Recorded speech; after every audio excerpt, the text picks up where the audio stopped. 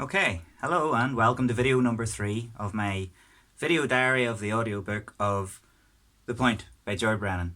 You also get the audiobook for free but on a visual medium. So, whatever, if that's what you like. Fair play. Going straight into the reading. Enough talk. Rachel O'Hare. Rachel O'Hare took a deep breath. She didn't believe counting to 10 was going to calm her down, but she gave it a shot. On the count of 7, she gave up. Her mistake was looking at him while she mentally ticked off the numbers. She should have closed her eyes. Sean, drop the scolded puppy look, okay? You don't have the charm needed to pull it off. But Rachel, nothing. We're done. Deal with it. Deal with it? We've been going out for months. That's so out of the blue. Rachel closed her eyes and started counting again. She nibbled on her tongue in an effort to keep it at bay. But then Sean sniffed. One of those big, watery, about to cry me a river snuffles. It was too much. Out of the blue. I caught you cheating on me, Sean. She studied his expression in the greenish glow cast by the Toyota Celica's instrument panel.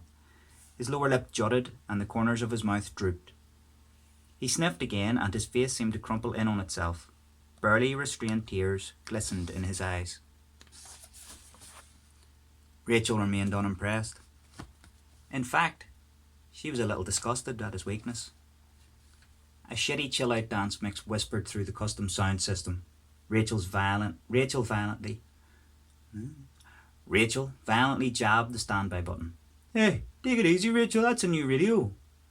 You weren't so concerned about your precious car when Sheena McGee's stilettos were drumming off the glove box. You didn't even wipe her footprints off it, you stupid Egypt. Sean looked away from her, aiming for a chastised expression. Well, maybe if you didn't keep me waiting, Sean said, I wouldn't have to go elsewhere. Big mistake. Oh, so it's my fault, is it?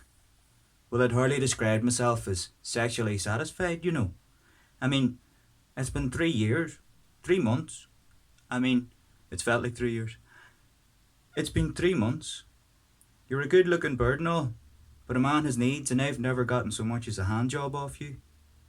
Rachel pushed the car's cigarette lighter in.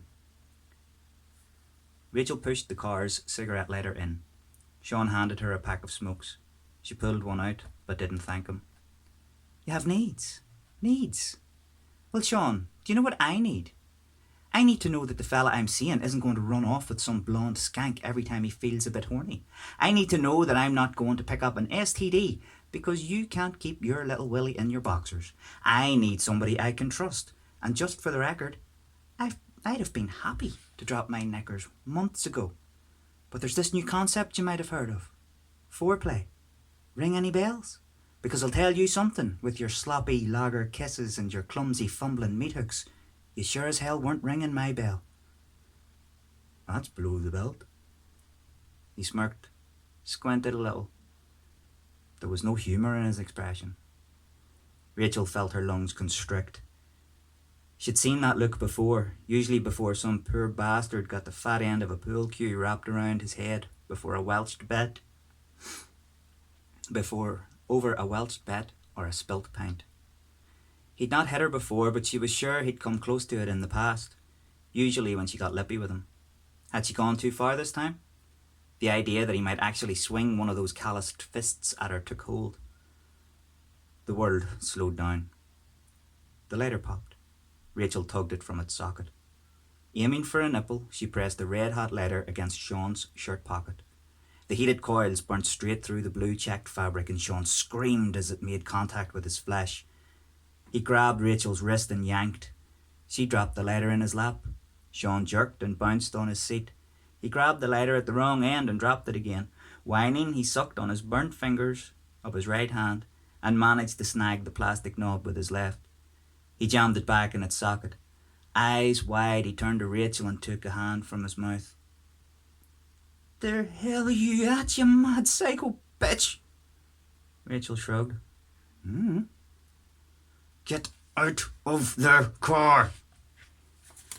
Rachel nodded. Yeah, I probably shouldn't ask you for a lift home. She stepped out of the black Celica and eased the door shut. Then she allowed herself a smile.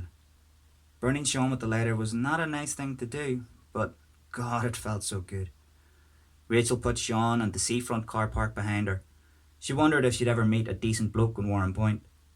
Her track record with car-loving, towny imbeciles didn't offer much hope.